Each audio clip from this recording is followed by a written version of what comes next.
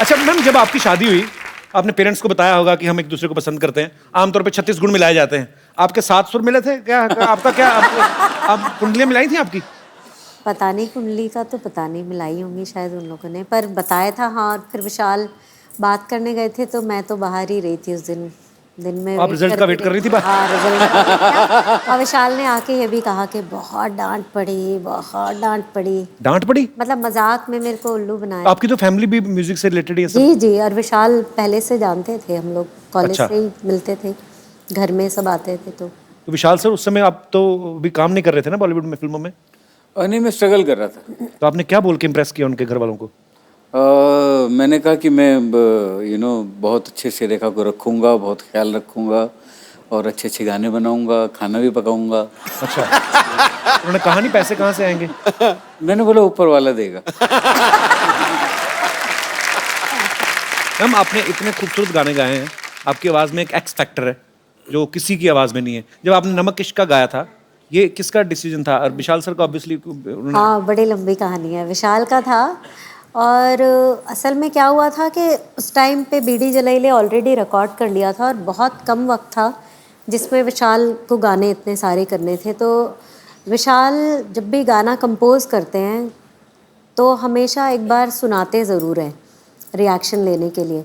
तो वो गाना भी सुनाया और विशाल ने कहा कि इसके कैसा लग रहा है, तो मैं गुंजाइश है या नहीं। एंड देन उसके बाद चाहे वो मेल सॉन्ग हो या फीमेल, ही ट्राइज कि मैं अगर मेरे को याद हो जाता है तो एक दो लाइन मुझसे सुनते हैं to get the perspective. Actually मैं बताता हूँ हुआ क्या था। रेखा को याद नहीं है कि मैंने रेखा से बोला तुम गा के सुनाओ, तो उस कॉम्पोजिशन में जो हाय लगाया तो मैंने बोला ये गाना अब तुम्हारा। कि हाय मेरी बीवी ने ऐसा सर लगा दिया, क्या बात है? नहीं, फिर नहीं लगा दिया, ऐसा चांद लगा दिया। क्योंकि अगर वो हाय उस गाने की जो असली जो जोड़ता है दो लाइनों को, वो हाय से जोड़ती है। वाह। तो मुझे लगा मुझे ऐसे कंपोजर मुझे नहीं सूझा, तो ये रेखा ने इतना खूबसूरत किया और इतना अच्छा गाया था, मैंने तभी रिकॉर्ड करके प्रोड्यूसर को बोल दिया कि ये गाना तो मेरी बीवी गा रही है। क्या बात है, बहुत अच्छी बात है।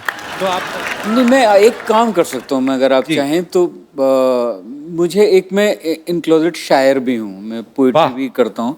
और इस बार गुलजार साहब ने मुझे एक धमकी दी हुई है। क्या? कि मुझे इस आने वाले साल में अपनी पोइट्री की बुक छापनी है। अच्छा, क्या बात है। तो फाइनली मुझे, क्योंकि मुझे बड़ी शर्म आती थी कि अपनी पोइट्री, क्योंकि मैं कभी शेयर नहीं पर कब तक आप कर रहे हैं रिलीज सर? मेरे ख्याल से अगले 6-7 महीने में रिलीज होनी चाहिए। तो मैं उसमें से एक नज्म एक सुना सकता हूँ जो रेखा के लिए लिखी है मुझे, क्योंकि मैं जी प्लीज फोन से देख के सुना लेता हूँ। सर और क्या क्या कर लेते हैं आप? घुड़सवारी भी कर लेते हैं? इतने टैलेंट एक इंसान में कैसे हो सकते हैं? तो ये एक नज्म है रेखा के लिए, वो मैं सुनाता हूँ आपको। जी। कि अकेला छोड़ के घर में न मुझको जाया करो। वाह, पहली ही लाइन में इतना रोमांस। अकेला छोड़ के घर में न मुझको जाया करो, ऑन होता नहीं है टीवी तुम न देखो तो। हाय कमाल कर दिया। क्या बात है। ऑन होता नहीं है टीवी तुम न देखो तो, और ताला भी कहाँ खुलता है अलमारी का। तुम्हारे जाते ही नल को जुकाम होता है, टपकने लगता है टप टप ये बदतमीज मुआ, हवा से मिलके पर्दे रात भर डराते हैं। वाह, क्या बात है। हवा से मिलके पर्दे रात भर डराते हैं, तमाम बत्तियां एसी भी और इंटरनेट जाम हो जाते हैं सारे के सारे बेवजह। वाह। तमाम बत्तियां एसी भी और इंटरनेट जाम हो जाते हैं सारे के सारे बेवजह चलने लगते हैं तुम्हारे लौटने पे। वाह, क्या बात है। मेरे खिलाफ कई साजिशें सी होती हैं, अकेला छोड़ के घर में ना मुझको जाया करो। अच्छा, सब मर्दों को कंप्लेंट है। आओ भाई, आपकी क्या कंप्लेंट है? सर आप बहुत अच्छी अच्छी बातें करते हैं शादीशुदा लोगों के ऊपर सर, लेकिन मेरा तो शुरू होने से पहले ही मतलब सब खराब हो गया। क्या हो गया? एक्चुअली सर मेरी फियोन्सी थी, है अभी। हाँ जी। तो उससे मेरा झगड़ा हो गया। किस बात पे लेके? सर मैं बहुत शॉर्ट टेम्पर हूँ, मुझे बहुत गुस्सा आता है। अच्छा। तो इस वजह से ये बात फैमिली तक पहुँच गई। अच्छा, आओ मेरे गुलशन ग्रोवर, किस बात पे गुस्सा आता तुम्हें?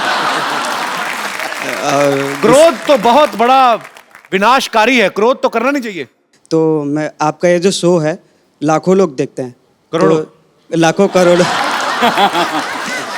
तो सर मैं ये नेशनल टीवी के सामने मैं उससे माफ़ी मांगना चाहता हूँ। So sweet. ये बहुत अच्छी बात है कि आप कन्फेस कर रहे हैं। मैं उसे माफ़ी मांगना चाहता हूँ। यार हम तो शादी के बाद माफिया मांगते, तू पहले ही मांगे जा रहा है।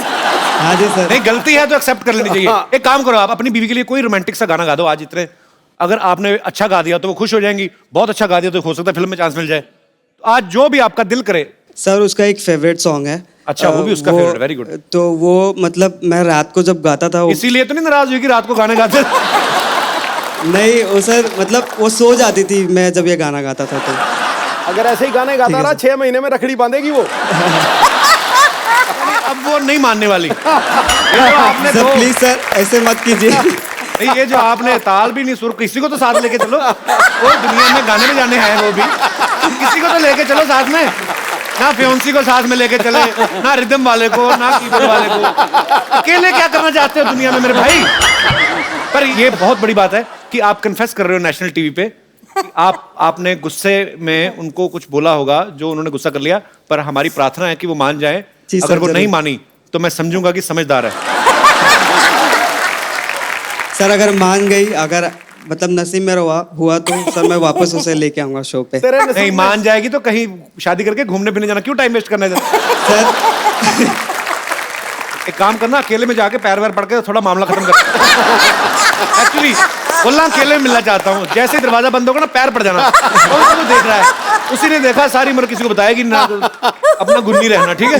सर प्लीज इसे कट मत कीजिएगा सर, प्लीज। किसको? ये जो तुम्हें क्या लग रहा है मैं टाइम वेस्ट कर रहा हूँ इतनी देर से?